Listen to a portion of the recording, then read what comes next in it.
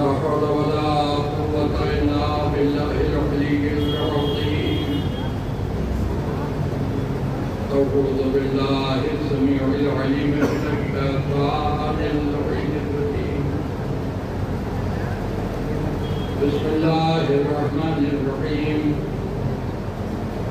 الحمد لله رب العالمين،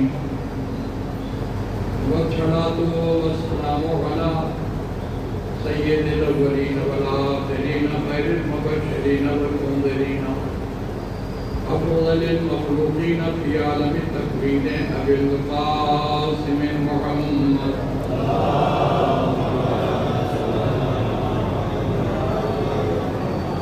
وآله الطيبين الطاهرين المعصومين المظلومين،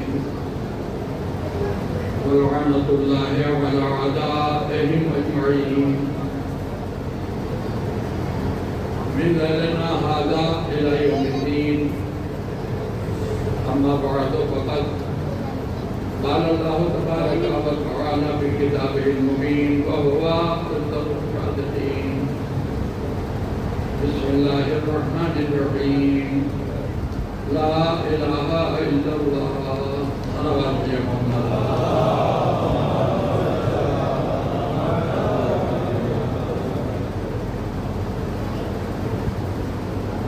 عزاداران حضور میں کربلا، اس قرآنی فکرے کے ذیل میں میں نے اس سلسلے کے لیے گفتگو کا آغاز کیا. آج اس سلسلے کے آخری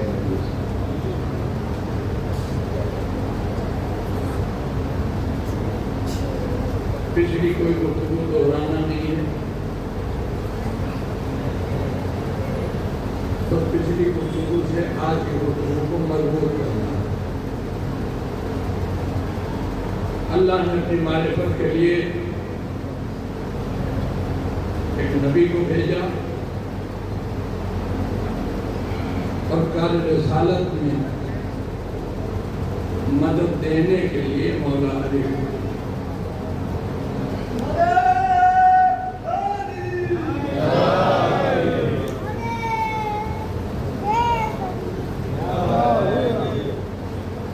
اور نبی کی کاوشوں سے اسلام حد تکمیل کو پہنچا، اور الیوم اکملت لکم دینکم کی سند پیغمبر تک پہنچا. دین مکمل ہو چکا تھا، تبلیغ کامل ہو چکی تھی. اب اس دین کو باقی رکھنے کا اہتمام پروردگار نے شروع کیا.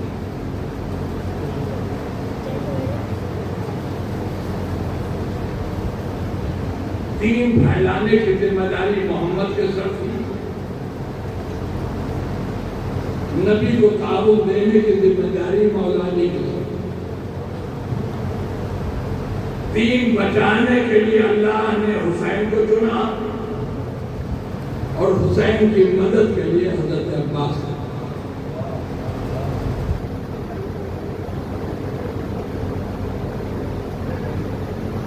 آج مجھے اپنے اسی آقا کے فضائل بھی پڑھنے ہیں اور اسی آقا کے مسائل. سب سے پہلے جو بات میں آپ کی خدمت میں کرنا چاہتا ہوں، حضرت جناب عباس کی اللہ نے آیت تفسیر نازل فرمائی. آیت تفسیر کا بیک گراؤنڈ کیا ہے وہ آپ سب جانتے ہیں.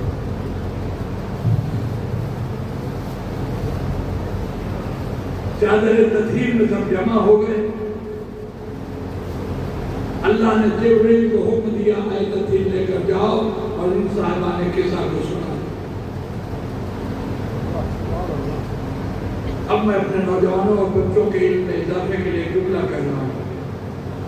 پیغمبر اسلام پر جبریل 23,000 مرتبہ آئے ہیں، 23 سالہ تبلیغی زندگی.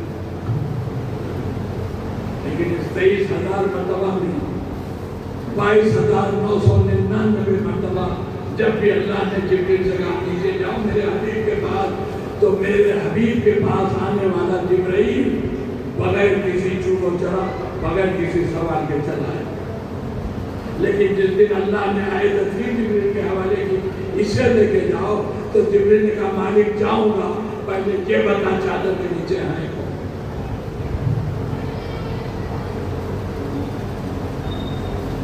اللہ ڈانٹ سکتا تھا جبریل کو، میرا آرڈر ہے جاؤ تمہیں سوال کرنے کا حق اس نے دے دیا، مگر نہیں، جیسے اللہ چاہ رہا تھا کہ جبریل سوال کرے، لہذا اللہ نے سوال کا کوئی ناراضگی نہیں ظاہر کی، بلکہ اس نے جواب دیا، اور جو اس نے جواب دیا اسی میں ہم نے شان عباس تلاش کیا۔ اللہ نے کہا ہم فاطمہ تو وابوہا وبعلہا وبنوہا، یہ فاطمہ ہے، یہ فاطمہ کا باپ ہے، یہ فاطمہ کا شوہر ہے، یہ فاطمہ کے بیٹے ہیں، بنوہا بیٹے ہیں۔ دیکھیں عربی زبان میں کوئی چیز ایک ہو اسے واحد کہتے ہیں، کوئی چیز دو ہو اسے تثنیہ کہتے ہیں، اور جب کوئی چیز دو سے آگے بڑھ کر 3 ہو جائے، 4 ہو جائے، 10 ہو جائے، 100 ہو جائے، 50 ہو جائے تو اسے جمع کہتے ہیں۔ اللہ نے جب بیٹوں کا تذکرہ کیا تو نہ واحد کا سیدھا استعمال ہوا نہ تثنیہ کا بنو، اور بنو ہے جمع۔ آپ نے غور نہیں کیا میں نے کیا کہا؟ بنو ہے جمع، چادر میں بیٹھے 2 تھے، اللہ نے سیدھا استعمال کیا جمع کا۔ میرے مالک اگر 3 بھی ہوتے تب بھی جمع کا سیدھا سمجھ میں آ جاتا۔ چادر میں فاطمہ کے بیٹے 2 ہیں، تو جمع کا سیدھا استعمال کر رہا ہے کیوں؟ اللہ نے کہا مجھے بتانا ہے، اگر میں تثنیہ یعنی 2 کا ذکر کرتا تو میری دیوی طہارت حسین پر روک جاتی۔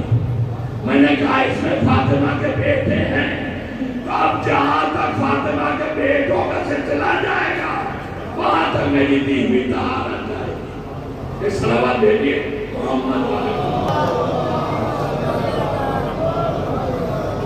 لیکن میں مانتا ہوں کہ آپ سب تھکے ہوئے ہیں، اس میں کوئی شک نہیں، لیکن بھائی میں بھی بہت تھکا ہوں، روزانہ 3-4 مسجد پڑھ رہا ہوں اور تقریباً 250 کلومیٹر کا سفر کر رہا ہوں، تو اس بڈھے سے آپ کتنی محنت کروائیں گے بغیر روح محنت کیے؟ ایک صلوات بابا سے مدد کریے۔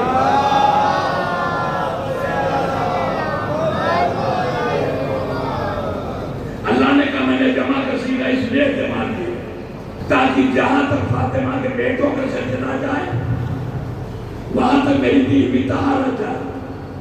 اب ایک بات سوچ رہے ہوں کہ آپ کہ ہم نے تو جناب عباس کی کوئی فضیلت نکالی نہیں، تو اب آپ اگر توجہ دیجیے گا تو نکالوں گا۔ آل محمد یا ہمارے 14 معصومین سب کے ساتھ کبھی کوئی فرضی بات نہیں کرتے، ہمیشہ وہی کرتے ہیں جو سچائی ہوتی ہے، وہی کہتے ہیں جو حقیقت ہوتی ہے، کبھی فرضی بات نہیں کرتے۔ اللہ نے کہا جہاں تک فاطمہ کے بیٹوں کا سلسلہ جائے گا وہاں تک میری بیوی طہارت جائے گی۔ میری شہزادی فاطمہ بھی کبھی فرضی گفتگو نہیں کرتی، مگر جناب عباس کی ولادت سے پہلے میری شہزادی نے جناب ام البنین سے کہا اے ام البنین تمہاری بدن سے میرا بیٹا پیدا ہونے والا ہے جس کا نام عباس رکھنا۔ فاطمہ نے اسے بیٹا کہا۔ اللہ نے فاطمہ کے سارے بیٹوں تک طہارت پہنچائی، گویا اللہ نے اعلان کر دیا یہ اتنا سمجھنا کہ طہارت حسین تک ٹھہر گئی ہے، جتنے فاطمہ کے بیٹے ہیں میں عباس کے سب کے سب آئے ترتیب کے والد۔ ایک صلوات بھیجو۔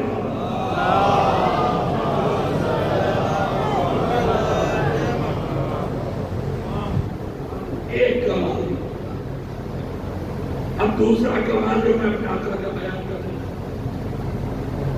جس پر پیسے بھی ہوتے یہ کمال ہے کہ نہیں، تو میں اس کمال کو بیان کروں گا، اسے ثابت کروں گا۔ کون سا کمال ہے وہ؟ عباس معصوم ہے کہ غیر معصوم؟ اگر ہم کہتے ہیں معصوم تو دنیا کہتی ہے کہ معصوم تو ہمیں بچپن سے 14 بتائے گئے یا 15 کہاں سے لگا. اور اگر ہم کہیں غیر معصوم تو خدا کی قسم منبر سے کہہ رہا ہوں عباس کو غیر معصوم کہتے پر ڈر لگ رہا ہے کہیں منہ پر فالج نہ گر جائے. میں اپنے آقا عباس کو معصوم ہوں ایسے نہیں دلیل ہے. دیکھیں ہمارے بزرگ علماء تھوڑا سا بول کے سہارا دیتے رہیے تاکہ باہر جو لوگ ہیں انہیں بھی پتا چلے کہ ہم مجلس اچھی پڑھو. نعرے حیدری! ہمارے بزرگ علماء نے عصمت 3 طرح کی بتائی. عصمت 3 قسمیں ہیں. نمبر 1 عصمت مطلقہ. یہ وہ عصمت ہے جو اللہ کسی کو دیتے ہیں. جو ہم معصوم 14 کہتے ہیں یہ وہ معصوم ہے جنہیں عصمت مطلقہ ملی ہوئی. نمبر 2 عصمت خاصہ. یہ وہ عصمت ہے جو اللہ کسی کو نہیں دیتا. یہ بندہ خود اپنے کیریکٹر کو پاک و پاکیزہ بنا کے حاصل کر دیتا.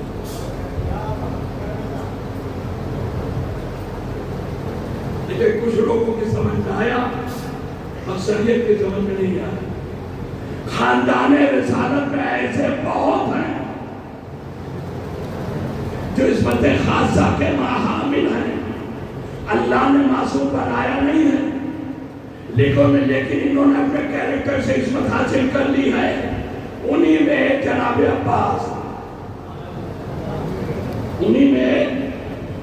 عباس ہیں. یہ کیسے معصوم ہے؟ میں اگلا جملہ کہوں گا اور مجھے داد چاہیے.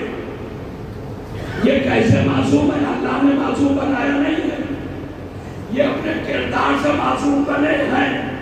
محنت کی ہے, مشقت کی ہے, اپنے کو گناہوں سے بچائے رکھا ہے. معصوم ہے.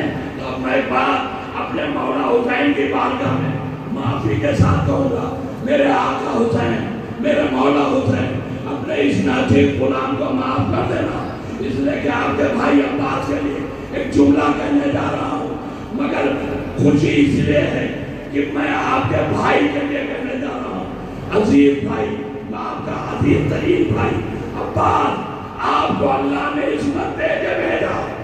عباس نے عصمت خود حاصل کی ہے تو کسی کی دی ہوئی دولت پر کروڑ پتی بننا اور ہے. اپنی محنت سے کما کے مالدار بننا.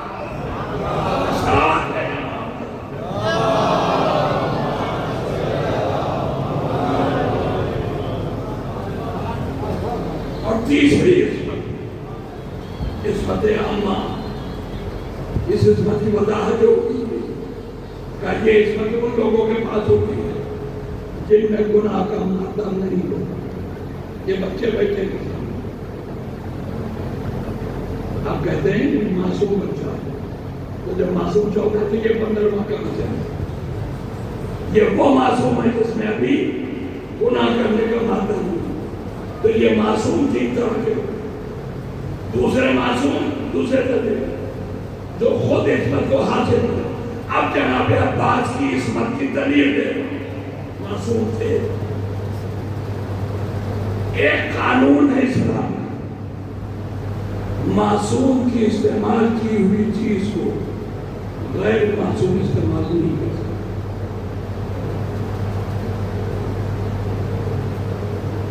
چراغ تلے اندھیر کا محاورہ سنا ہے آپ نے کبھی؟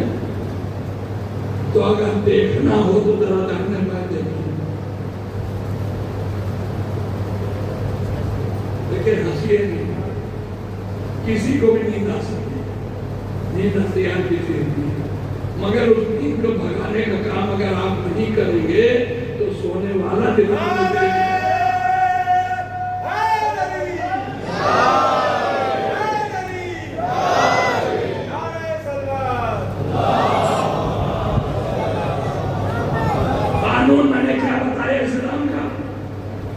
معصوم کی استعمال کی ہوئی چیز کو غیر معصوم نہیں استعمال کر سکتے. ہمارا پیغمبر اس دنیا سے چلا گیا. آپ کے چچا تھے جن کا نام تھا عباس.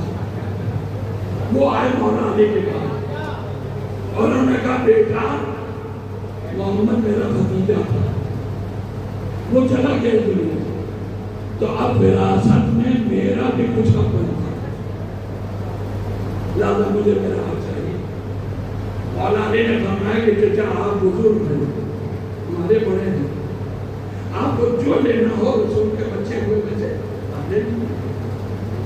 تو جناب عباس نے یعنی رسول کے چچا نے کہا 3 چیزیں مجھے اپنے بیٹے کی بہت پسند. ایک تو ان کا امامہ, ایک ان کی سواری کا گھوڑا, اور ایک تلوار. اگر ان 3 میں سے کوئی ایک چیز مجھے مل جائے تو میں سمجھوں گا کہ مجھے میرا حق نہیں ملا. تو مولا علی نے کہا کہ ٹھیک ہے, ان 3 میں سے جو چیز چاہیے آپ کو پسند کر لیے کہ بھائی مجھے یہ چاہیے. تو انہوں نے کہا کہ ایسا ہے کہ تم وارث رسول ہو, امامہ تم پر, تمہیں ہو سکتا ہے کہ ان جنگوں میں جانا پڑے, لہذا گھوڑا بھی تم رکھو. اللہ نے تمہیں صاحب ذوالفقار بنایا ہے, تلوار محمد کی کو دے دو. مولا علی گئے, نبی کے بیت الشرف سے تلوار اٹھانا, سن رہے ہیں کہ نہیں آپ؟ تلوار لا کے مسجد کے فرش پر رکھی, لیجیے یہ رسول کی تلوار رکھی, ہم لے جائیں. میرے چہرے پر آپ کو پسینہ دکھ رہا ہے کہ نہیں دکھ رہا؟ تو جتنا پسینہ میرے چہرے پر ہے, اس سے زیادہ پسینہ آ گیا عباس کو تلوار اٹھانے میں, اور اس کے بعد بھی وہ نہیں گئی. کہاں سو رہے ہیں آپ؟ کوئی محسوس نہیں کہ میں کیا کہہ رہا ہوں. ارے تلوار 2 کلو ہوگی کہ 10 کلو کی ہوگی, 20 کلو کی بات, تو کیا 20 کلو کا وزن عباس اٹھا نہیں سکتے تھے؟ نہیں سمجھے آپ, جو اب تلوار نہیں اٹھی, تلوار بھی معصوم کی لینا چاہ رہا تھا, غیر معصوم. اتنا وزن بڑھ گیا کہ اٹھا نہیں پائے. تو جب تلوار اٹھی نہیں پائی تو کہنے بیٹا اس تلوار کو لے کے میں کیا کروں, کیونکہ مجھ سے اٹھتی ہی نہیں. تو مولا علی کا چچا پھر میں کیا کر سکتا ہوں, کیا تو پھر ایسا کرو کہ گھوڑے دے دو, وہ باہر بنا جائیے, کوئی نہیں. اب یہ جب گئے, دیکھیں یہ گھوڑا بھی انسانوں سے زیادہ سمجھدار تھا. اب یہ جو گئے باہر گھوڑا کھولنے کے لیے, انہوں نے جیسے ہی رسی کی طرف ہاتھ بڑھا, گھوڑے نے حملہ کر. اب داہنے بائیں ادھر ادھر گھوم گھوم کے جب چاہتے تھے رسی کھول دیں, فوراً گھوڑا حملہ کر دیتا تھا. کیوں؟ گھوڑا آواز دے رہا تھا, عباس اپنی اوقات پہچانو, میں معصوم نبی کی سواری ہوں, تم اس پر نہیں بیٹھ سکتے. 2 چیزیں سن لی. اب جب دونوں جگہ ناکام ہو گئے تو پھر مسجد میں آئے, بیٹا یہ تو گھوڑا مجھے ہاتھ بھی نہیں لگانے دیتا, میں اس پر بیٹھوں گا کیسے؟ کہتے تھا پھر میں کیا کر سکتا ہوں, آپ بھی بتائیے میں کیا کروں. کہا اچھا ہے تو ایسا کرو کیا ماما ہی دے دو. مولا علی گئے, رسول اللہ کا ماما اٹھا کے لے آئے. اب یہ 2 جگہ داؤ کھا چکے تھے, تو تیسری جب مرتبہ بڑی ہوشیاری سے کام کیا, کہ بیٹا ایسا چاہتا ہوں میں کہ تم والد سے رسول ہو, تم اپنے ہاتھوں سے یہ ماما میرے سر پہ رکھو. سوچا ہوگا کہ اتنا اٹھا یہ بھی تو ہم گئے کام سے. کہ بیٹا تم اپنے ہاتھوں سے میرے سر پہ رکھ دو. مولا علی تو جانتے تھے کہ انجام ہونے والا ہے. امامہ اٹھایا, کہ چچا ہوشیار ہو جائیے, سر پر رکھنے جا رہا ہوں. کہا میرے لال رکھو, میں تیار ہوں. علی نے بسم اللہ کر کے امامہ سر پر رکھا. جیسے ہی امامہ سر پر آیا, ایک مرتبہ عباس جی کے, علی امامہ ہٹاؤ ورنہ میرا سر میرے سینے میں چلا جائے گا. کیا سمجھے آپ؟ یہ وزن اس طرح کہاں سے آ گیا کہ سر سینے میں چلا جائے؟ ارے امامہ 4 میٹر 5 میٹر کا ہوگا نا, یہ 5 میٹر کپڑے میں اتنا وزن کہاں سے آیا؟ تو میں جھوٹا کہوں, یہ وزن کپڑے کا نہیں تھا, یہ وزن عصمت تھا. تو میں نے آپ کو قانون میں سنا دیا, دلیل کے طور پر واقعہ بھی سنا دیا. اب سنیے, میں اپنے آقا عباس کی عصمت کا قائل کیوں ہوں. معصوم کے استعمال کی چیز غیر معصوم استعمال نہیں کر سکتا. صفین کے میدان میں جب علی نے عباس کو بھیجا تو اپنا کرتا پہنا کے بھیجا، اپنا امامہ پہنا کے بھیجا، اپنے گھوڑے پر سوار کر کے بھیجا۔ اگر عباس معصوم نہیں تھے تو معصوم باپ کی چیزیں کیسے جمع کرنی؟ صلوات بھیجے محمد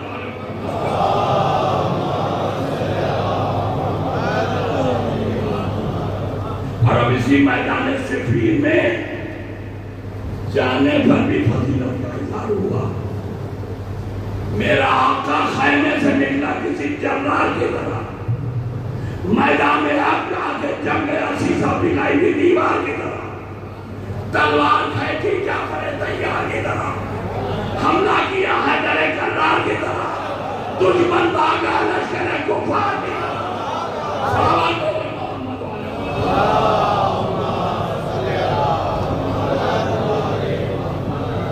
اور سنیے گا اسی میدان میں نہ جانے کتنے پہلوانوں کو واسطے جانب کر دیا، لاشوں کے ڈھیر لگ گئے میدان سے۔ اور ایک بات اور بتاؤں، 2 لاکھ کا لشکر تھا مخالف ہے، جناب عباس کے اوپر مولکوں نے لکھی تھوڑا سا اختلاف، کچھ نے لکھا 11 سال، کچھ نے لکھا 13 سال۔ اب 11 سال ہو یا 13 سال، میرا آقا بچہ تھا، لشکر 2 لاکھ کا، علی سے زیادہ اپنی اولاد کو کوئی نہیں پہچانتا، 2 لاکھ کے مقابلے میں اکیلے عباس کو دے گا۔ 13 سال کی مان لیجیے، میں 13 مان لیجیے، 13 سال کے 2 لاکھ کے مقابلے میں دیتا۔ نہ جانے کتنے پہلوان زیر تیر ہو گئے، آخر میں ایک پہلوان آیا، اس کا نام سنیے گا کیا؟ قریب۔ کیا نام تھا؟ زور سے بولیے، قریب، قریب نہیں، قریب۔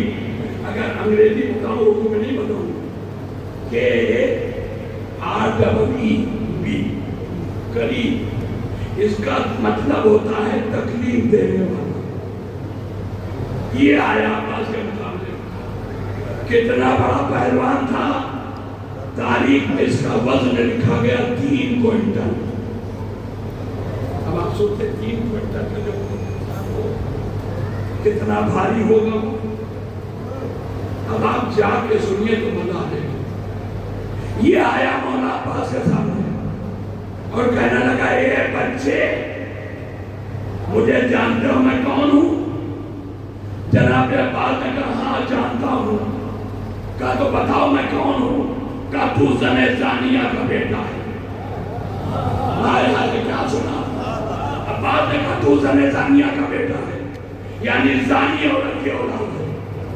میرا دل چاہتا ہے میں اپنے حق عباس سے اتنا پوچھوں، یہ شامی ہے، آپ اپنے باپ کے ساتھ کوفے میں رہتے ہیں، یہ شامی کوفے میں کبھی آیا نہیں، آپ شام کبھی گئے نہیں، اس کی ماں سے آپ کی ملاقات ہوئی نہیں، آپ کو کیسے معلوم کہ یہ زانیہ کا بیٹا ہے؟ نہیں چوک رہے نا؟ آپ کو کیسے پتا چلا کہ یہ زانیہ کا بیٹا ہے؟ کہ میں کم سن ضرور ہوں، مگر اپنے نبی کا قول مجھے معلوم ہے۔ میرے نبی نے فرمایا علی سے وہی کرے گا جو زانی کی اولاد ہوگا۔ تو یہ میرے بابا سے لڑنے آیا ہے، تو اسے زنے زانیہ کرنا چاہتا کہوں تو کیا کروں؟ اب ظاہر ہے اتنی بڑی بے عزتی کسی کی ہو جائے، وہ بھی اتنا نامی گرامی کروں تو جنرال تو جائے گا۔ اب اس نے جو جملہ کہا وہ جملہ بالکل جیسے خیبر میں علی سے کہا گیا، خدا کی قسم اگر عباس سے محبت ہے تو آپ جوش میں بولے بغیر رہیں گے۔ کہا سنو میں کون ہوں؟ میری ماں نے میرا نام قریب رکھا ہے۔ قریب کا معنی تکلیف دینے والا۔ کہے بچے ایسی تکلیف آپ کو دے دوں گا میں زندگی بھر بھولے گا نہیں۔ بس یہ جواب اس کا جیسے آیا میرے آقا کو بھی جلال آ گیا کہ بڑا ناز ہے تجھے اپنے اوپر، اپنے جسم کے اوپر، اپنی طاقت کے اوپر، تو سن، اگر تیری ماں نے تیرا نام قریب رکھا ہے تو من کا عزت و طہارت میری ماں فاطمہ نے میرا نام عباس رکھا ہے، اور عباس اس شیر کو کہتے ہیں جو اپنے دشمن کو دوڑا دوڑا کے مارے۔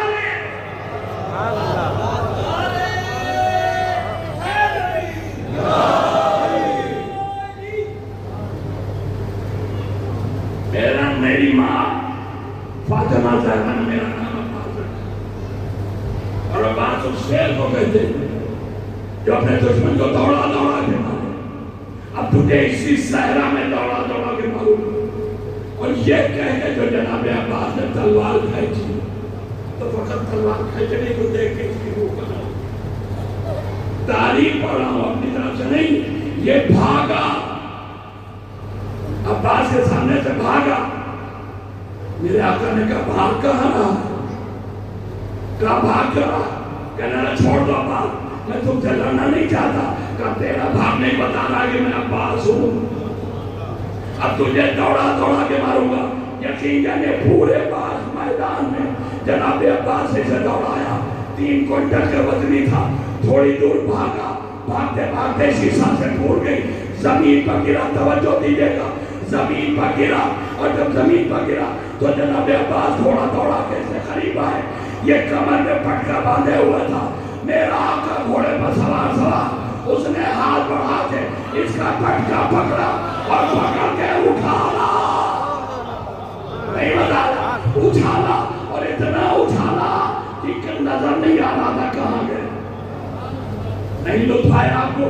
ارے 13 سال کا کم سن میرا آقا، یہ 3 کوئنٹل کا اٹھا کے اٹھانا اتنا اونچا کہ اس کو دکھا کر کسی کو یہ دکھائی نہیں دے رہا۔ تھوڑی دیر تک میرا آقا بھی دیکھتا رہا یہ گیا کہاں۔ چند لمحوں کے بعد ایک آواز آئی، ایک آواز آئی، شہزادے قریب آ رہا ہے۔ یعنی جہاں تک اچھا گیا تو وہاں سے واپس ہو رہا، شہزادے قریب آ رہا ہے۔ میرے آقا نے ایک بتا آسمان کی طرف یوں دیکھا کہ جبریل یہ نہ کہو قریب آ رہا ہے، یہ کہو موت کے قریب آ رہا ہے۔ اب جو دیکھا نظر اٹھا کے تو واقعہ یہ آ رہا تھا، عباس نے پر تلوار نہیں چلائی، بلکہ تلوار لے کے گھوڑے کی پٹ پر بیٹھ گئے، یہ وہاں سے آگے سیدھا تلوار پر گرا۔ ارے وزنی چیز اوپر سے اگر گرتی ہے تو وزن پڑ جاتا ہے۔ 13 سال کے عباس تلوار پر آگے گرا، یہ بازو تو لرزا بھی نہیں، وہ 2 ہو کے گرا۔ صلوات ہے محمد،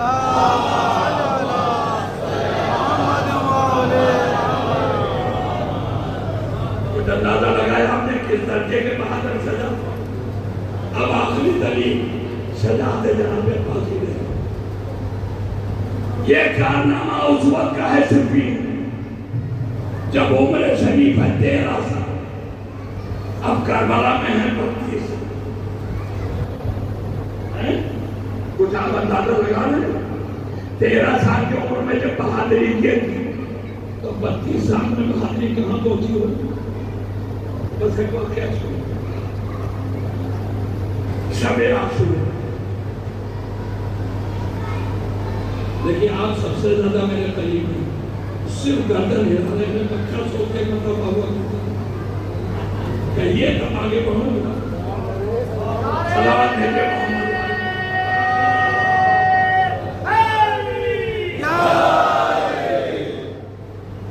شب عاشورا، جناب زہیر میں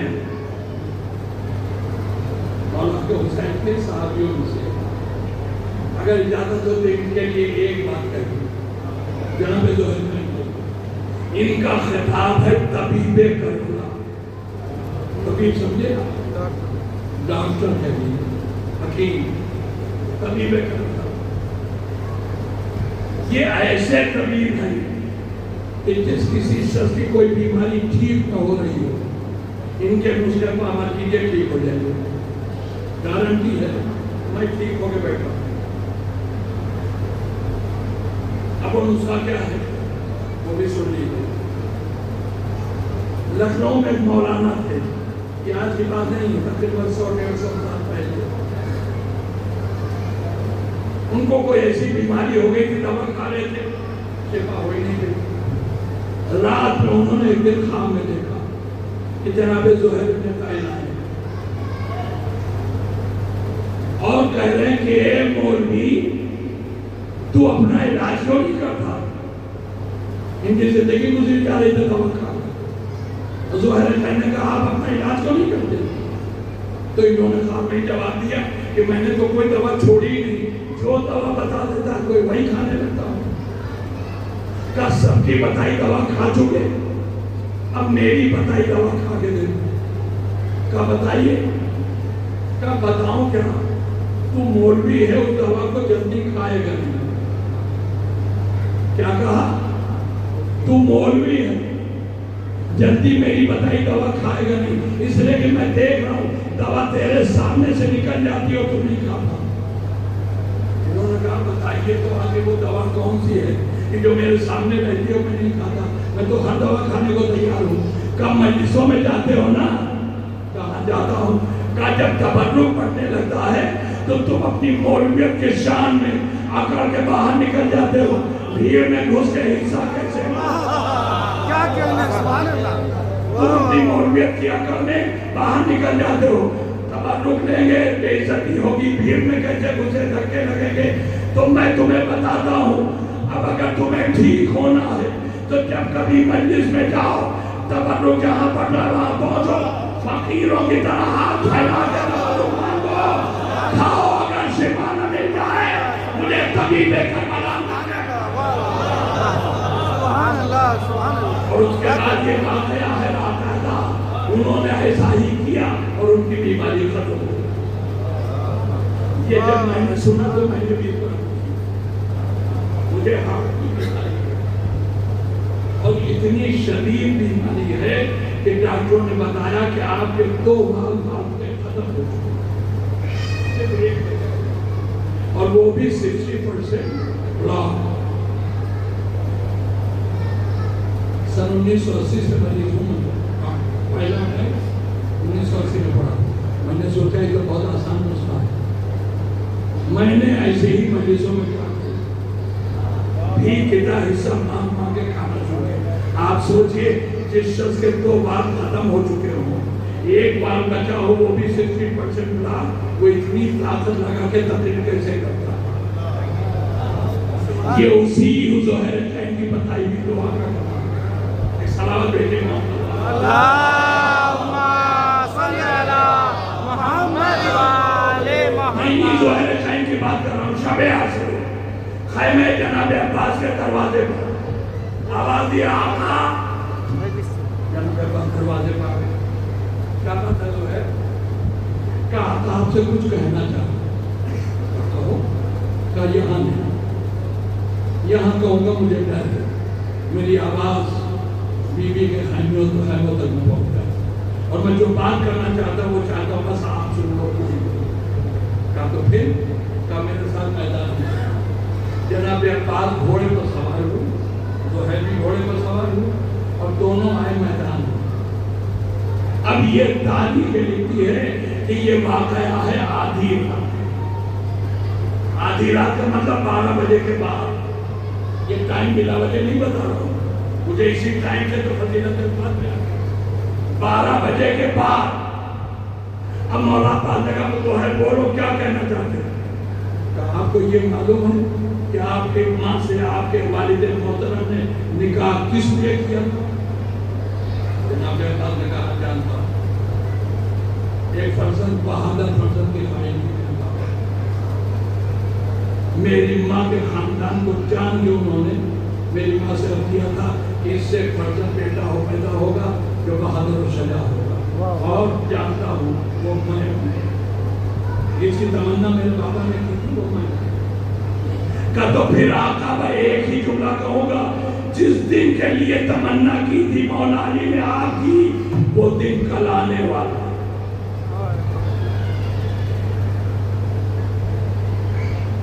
مولا عباس نے جملہ کہا زہیر مجھے جوڑ دلا رہے اور یہ کہہ کے جو لڑائی دی تو رکابوں کے تسمے ٹوٹ گئے. رکابوں کے تسمے موٹے چمڑے کے ہوتے ہیں, کسی کی انگڑائی لینے سے وہ ٹوٹ نہیں سکتے. اب اس سے آپ طاقت کا اندازہ لگائیے جناب عباس کے جسم میں کتنی طاقت تھی. اس کے بعد جناب عباس نے جو کہا وہ سنے گا. بھئی یہی انسان کو حیرت میں ڈال دینے والی بات ہے جو میرے آقا عباس نے کہا زہیر کیا کروں میں اپنے آقا حسین سے مجبور ہوں, ان کے خلاف نہیں جا سکتا. انہوں نے میری تلوار توڑ دی ہے, مجھے جنگ کی اجازت نہیں. ایک زہیر, اب اس بات کو چوب غور سے سنیے گا جو آپ کہہ رہا ہوں. ایک زہیر جاؤ میرے آقا حسین کے پاس اور اگر ان سے بھیجے مجھے جنگ کی اجازت دلوا دو. ایسے نہیں کہوں گا, مجھے بدلہ چاہیے. کہ زہیر جاؤ میرے آقا عباس کے پاس, آقا حسین کے پاس, اور ان سے مجھے اجازت جنگ دلوا دو. اگر تم اجازت دلوا دو گے تو میں وعدہ کرتا ہوں 12 بجے کے بعد کی گفتگو ہے کہ اذان صبح سے پہلے, جاگو میرے دوستو, اذان صبح سے پہلے ابن زیاد کے دارالامارہ پر اگر حسینیت کا پرچم نہ لہرا دوں تو مجھے علی کا بیٹا نہ کہنا. سبحان اللہ. آپ نے کچھ اندازہ لگایا ان جملوں میں کتنا جوش ہے اور کتنا کام کرنے کا جذبہ ہے. 12 بجے کے بعد ہو رہی ہے گفتگو اور کہہ رہے اجازت جنگ مل جائے تو اذان صبح سے پہلے. اب آپ بتائیے اس وقت اذان کتنے بجے ہوتی ہے؟ 3:30 بجے. چلیے 3:30 تھوڑا بہت آگے پیچھے. تو کہنے کا مطلب یہ ہے کہ 12 بجے کے بعد کی باتیں ہیں, اور عباس کے کہنے کا مطلب یہ ہے کہ میں 3 بجے تک, اذان صبح سے پہلے کہا نا, میں 3 بجے تک ابن زیاد کے دارالامارہ پر حسینیت کا پرچم لہرا دوں گا. بتائیے یہ کیسے ممکن ہے؟ اس لیے کہ کوفے جانے کے لیے 9 لاکھ کے لشکر سے لڑنا بھی پڑے گا, بغیر لڑے نہیں جا سکتے. 9 لاکھ کے لشکر سے لڑنا پڑے گا. اب جو لوگ زیارات کے لیے جا چکے ہیں انہیں معلوم ہوگا کربلا سے کوفہ 90 کلومیٹر ہے. 90 کلومیٹر کا سفر طے کرنا اسی 3 گھنٹے میں.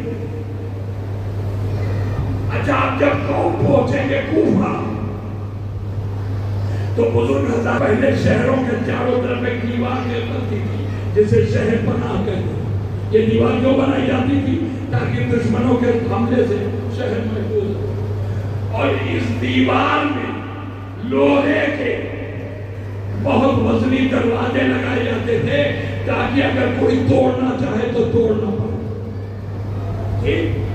تو اب اگر ابن زیاد کے دارالامارہ پر 3 گھنٹے کے اندر کربلا سے کوفہ پہنچ کر پرچم حسینی لہرانا ہے تو اسی 3 گھنٹے میں 9 لاکھ کے لشکر سے لڑنا بھی ہے. 100 کلومیٹر تقریباً راستہ طے کرنا بھی ہے, کوفے تک پہنچنا بھی ہے, اور پھر کوفے کے اندر داخل ہونے کے لیے وہ جو لوہے کا دروازہ لگا ہے اسے توڑنا بھی ہے, توڑ کے شہر میں داخل بھی ہونا ہے.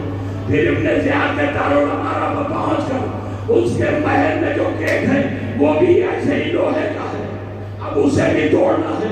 اس لیے کہ توڑے بغیر اوپر جا کے پرچم کیسے لہرائیں گے؟ محسوس نہیں کیا آپ نے کتنا کام ہے 3 گھنٹے میں؟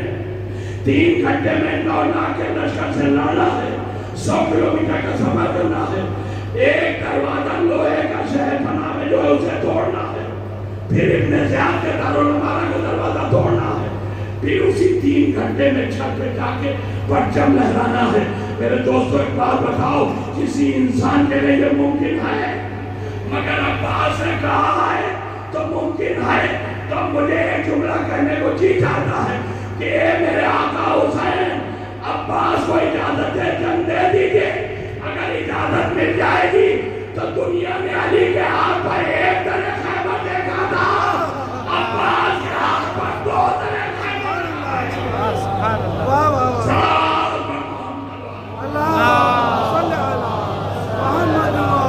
محمد وعلى سبحان اللہ سبحان اللہ، یا علی یا علی۔ اب آپ سوچئے کس قیامت کا نام تھا عباس۔ اگر مولا حسین اجازت دے دیتے نا جنگ کی تو کربلا کرب و بلا بن جاتی یزیدیوں میں۔ مولا جانتے تھے میرا بھائی ایسا ہی ہے، اسی لیے اجازت جنگ نہیں، اس لیے کہ حسین خون بہا کے جنگ نہیں جیتنا چاہتے، حسین صبر سے جنگ جیتنا چاہتے۔ بس اب میں آگے اپنی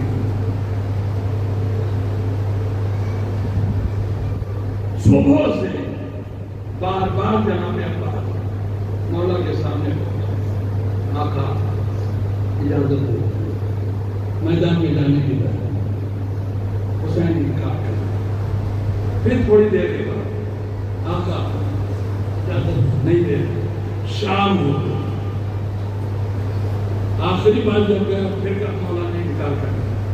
اب جناب عباس پریشان ہے، کیسے میں اپنی جان قربان کروں؟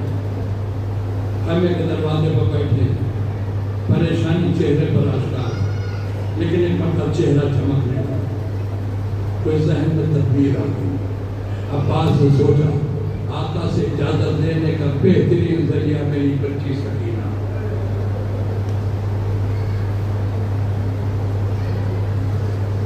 سیدھے آئے اپنی بیٹی کے پاس، بچے کو گود میں پیار کیا اور پیار کرنے کے بعد کہا میری لاڈلی سکینہ تجھے کتنی پیاس لگی؟ بچے نے کہا چچا میں بتا نہیں سکتی کتنی پیاس ہے، بس یہ سمجھ لیجئے کہ مجھے کچھ دکھائی نہیں دے رہا، مجھے لگ رہا کہ ساری کائنات جیسے دھواں دھواں ہو گئی۔ عباس نے کہا بیٹا تیرے لیے پانی لاؤں؟ کہا چچا اس سے بہتر کیا بات ہو سکتی ہے؟ عباس نے رو کے کہا بیٹی کیا کروں، میں تو چاہتا ہوں کہ پانی تم سب کے لیے لے آؤں، لیکن آقا مجھے اجازت نہیں دیتے۔ اے میری بچی اگر تو اپنے بابا سے مجھے اجازت دلوا دے تو میں پوری کوشش کروں گا پانی لے کے آؤں تیری پیاس بجھا۔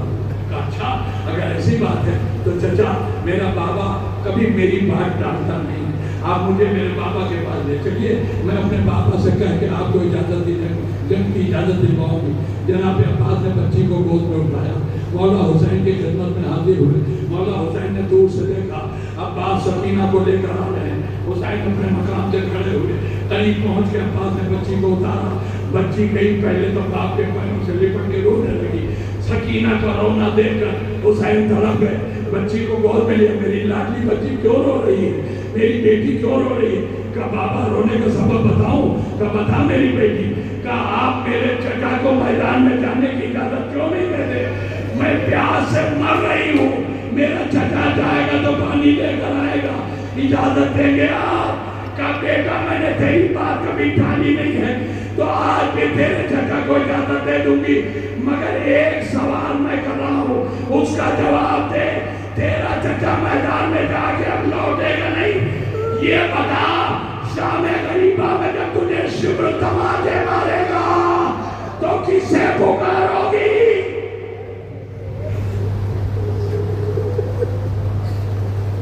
سکینہ نے کہا بابا میں تماچے کھا لوں، میں کسی کو نہیں پکاروں، آپ میرے چچا کو میدان میں جانے دیں۔ حسین نے عباس کو روانہ کیا۔ جناب عباس میدان میں آئے، جنگ کی اجازت نہیں، تلوار ہاتھ میں نہیں،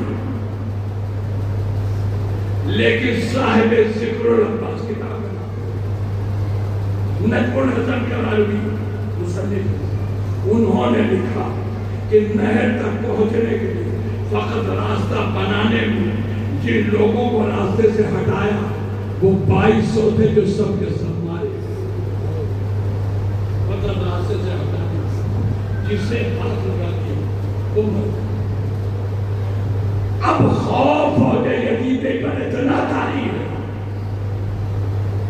کہ جناب عباس دریا میں اتر کے سوکھا ہوا مشکیزہ پانی میں ڈالا اور اتنی دیر تک ڈالے رکھا کہ یہ تر ہو کے چمڑا نرم ہو جائے تاکہ پانی بھرا جا سکے۔ فوج یزیدی اتنی دور بھاگ گئی تھی خوف میں کہ اسے واپس آتے آتے اتنا ٹائم لگا کہ مشکیزہ بھیگ کر نرم بھی ہو گیا اور عباس سے پانی بھر گیا۔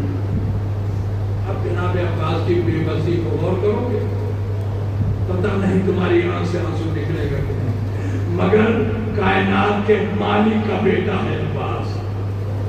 پانی بھر کے مشکیزہ جب بن چکے تو آ کے گھوڑے کے گردن میں باہیں ڈالی، اے میرے وفادار گھوڑے، عباس نے کبھی تجھ سے کوئی فرمائش نہیں کی ہے لیکن آج میں تجھ سے فرمائش کر رہا ہوں، اے میرے وفادار گھوڑے، میں مر جاؤں کوئی پرواہ نہیں ہے مگر میری اتنی مدد کر دے، یہ پانی خیمے تک پہنچا دے، میں 4 چھوٹے چھوٹے بچوں سے وعدہ کر کے آیا، مجھے شرمندگی سے بچا۔ گھوڑے نے بھی مڑ کے دیکھا اور اس کی آنکھوں سے آنسو بہنے لگے، شاید وہ کہہ رہا ہو میرے آقا میں اپنی جان لگا دوں گا اس پانی کو پہنچانے میں، لیکن جہاں تک آپ ساتھ دے پائیں گے وہیں تک تو جا پاؤں گا۔ گھوڑے پر سوار ہو،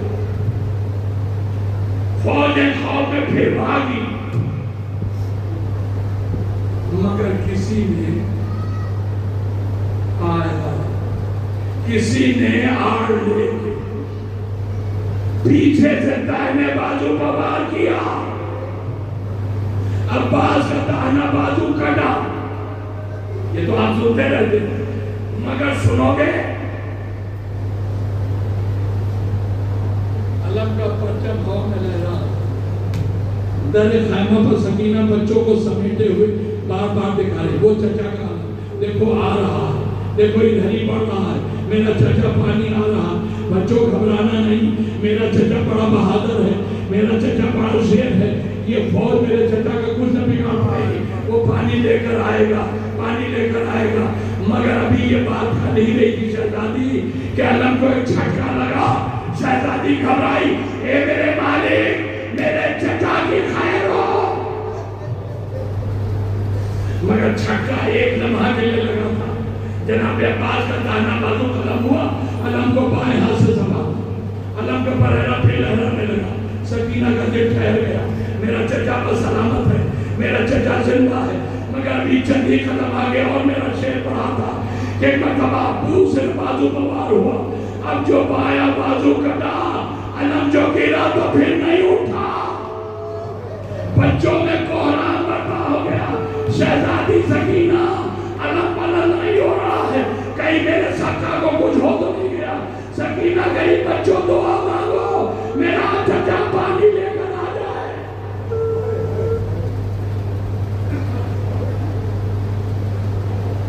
علم گرنے لگا، شیر نے مشکیزے کو تازو سکا اور اس کے بعد پھر گھوڑے کو ایک لگائی۔ میرے وفادار گھوڑے تیز چلے، میرے دونوں بازو کٹ چکے ہیں، ابھی مشکیزہ میرے سینے پر ہے، یہ پانی سے بھرا مشکیزہ پہنچ جائے۔ مگر میرے دوستو ابھی چند ہی قدم یہ شیر آگے بڑھا تھا، خرملا کا ایک تیر آ کے مشکیزے میں چھلا، اب جو مشکیزہ چھلا تو پانی زمین پر بہنے لگا۔ میری طرف دیکھو، شاید ایکشن سے تمہارے اوپر کچھ تکیلی اتاری ہو۔ ایک مرتبہ عباس نے بہتا ہوا پانی دیکھا، زمین طرف یوں غور سے کچھ دیر دیکھا پانی کو، اس کے بعد گھوم کے تیرے خیمے پر بچوں کو دیکھا۔ عباس کا دل دہل گیا، ارے بچوں کو پانی کیسے پہنچے گا؟ سنو کہ عباس نے کیا کیا، گھوڑے کو آواز دی، میرے وفادار مجھے واپس فوجوں میں پہنچا دے، اور اس کے بعد آواز دی، شامیوں آگے بڑھو، عباس کے ٹکڑے ٹکڑے کر دو، पानी के लिए जीने की तमन्ना थी। जब वही बह गया, अब्बास अब जिंदा नहीं रहना चाहता, आओ मुझे मारो।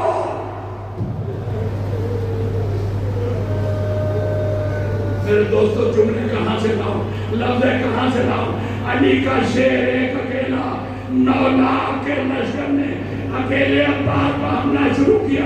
कोई तलवार मार रहा है, कोई तीर मार रहा है, कोई नेजा मार रहा है, कोई भाला मार रहा है, कोई खंजर मार रहा है। अब्बास का जिस्म टुकड़े टुकड़े हो के जमीन पर गिरा। मंजिल वो भी आई जब शेर से उसके फरज पर संभला न गया, जमीन पर गिरे, आवाज दिया, आका मेरा आखिरी सलाम। इधर अब्बास की आवाज हुसैन के कानों में आई। हुसैन मुंह के बल गिरे, ए मेरे शेर, तेरे मरने में हुसैन की कमर तोड़ दी। ये अब्बास अब मुझसे खड़ा नहीं रहा जाता, मगर क्या करूं, तूने आवाज दी, मैं आ रहा हूं। हुसैन गिरते पड़ते अब्बास के सराहने पहुंचे। तो मैं तफसील में नहीं जाऊंगा। अब्बास के सराहने पहुंचे। जनाब अब्बास ने कहा, अगर मेरे हाथ होते तो मैं हाथों को जोड़कर आपसे गुजारिश करता, मगर हाथ नहीं है। मेरे आका मेरे करीब आ जाइए, बिल्कुल करीब। हुसैन आगे बढ़े, कहा अपने कदम मेरे चेहरे के करीब कर दीजिए। मौला हुसैन चेहरे के करीब खड़े हो गए। अब्बास ने सर घुमा के अपना आका के कदमों पर रखा। ए मेरे मौला, आपकी कमर टूटी हुई है, मेरा लाशा न उठाइएगा।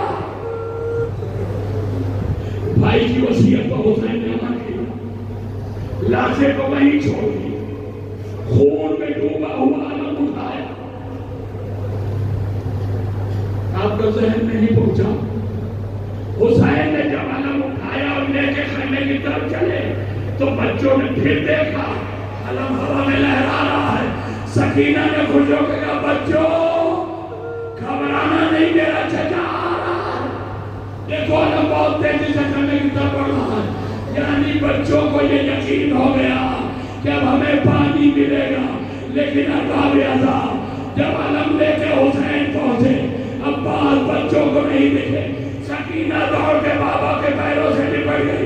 ए बाबा, मेरा चचा कहाँ रह गया?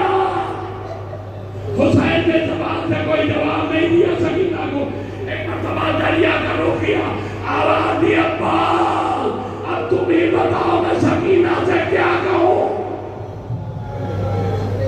ये जुमला सुनकर बच्चों की समझ में आ गया, शहजादी भी समझ गई, मेरा चचा मारा गया। अलम से लिपटी शहजादी, सारे बच्चों ने मिलकर जनाब अब्बास का मातम किया। वापस इन यतीम और भूखे प्यासे बच्चों ने इतना जोरदार मातम किया कि मातम की आवाज खैमे ज़ैनब में पहुंच गई। अब जब ज़ैनब के खैमे में आवाज पहुंची, ज़ैनब दौड़ कर दरे खैमा पर आई। बाहर का मंजर देखा, हुसैन सर झुकाए रो रहे हैं, बच्चे अलम से लिपटे हुए रो रहे हैं, मातम कर रहे हैं। शहजादी को यह समझते देर न लगी, मेरा शेर मर गया। 2 मिनट छोड़, मजलिस खत्म कर दी मैंने। जब अब्बास ज़ैनब को यह यकीन हो गया कि मेरा शेर अब्बास मारा गया, फौरन पलट के खाने में रोती हुई आई, आवाज दी, बीवियों जरा ज़ैनब के पास आ जाओ। सारी बीवियां सिमट के शहजादी के पास आ गई, हाथों को जोड़ के खड़ी हो गई। शहजादी क्या हो गई? कहा हुक्म की बात न करो, ज़ैनब हुक्म देने के लायक नहीं। कभी भी कहिए आप क्या कहना चाहती हैं? कहिए बताओ, कल शाम को जब फौजे यजीदी ने हमला किया था तो तुम सब हमारे पास दौड़ के आई थी ना? कहाँ शहजादी? कहा आने के बाद तुम सब ने क्या कहा था? कहा हमने कहा था बीबी फौजे यजीदी ने हमला कर दिया है, अगर हमारे मर्द मार डाले गए तो हमारी चादरों का क्या होगा? ज़ैनब ने पूछा तो फिर मैंने क्या कहा था? आपने कहा था बीवियों घबराओ नहीं, जब तक ज़ैनब जिंदा है तुम्हारी चादरों पर आज नहीं आ पाएगी। ज़ैनब ने कहा हाँ बिल्कुल सही तुमने कहा, यही बातें हुई थी, मगर बीवियों अब मैं अपने जुमले वापस ले रही हूँ। अब तुम्हारी चादरों की कोई जिम्मेदारी ज़ैनब नहीं ले पाएगी। क्यों? ये वादा मैंने अब्बास के भरोसे में किया था। ए बीवियों, मेरा शेर मर गया, زینب کو اپنی چادر میں بچنے کا یقین نہیں رہا. مجھے یقین ہے شام کا بازار ہوگا, کھلے سر زینب ہوگی اور عباس نہیں ہوگا.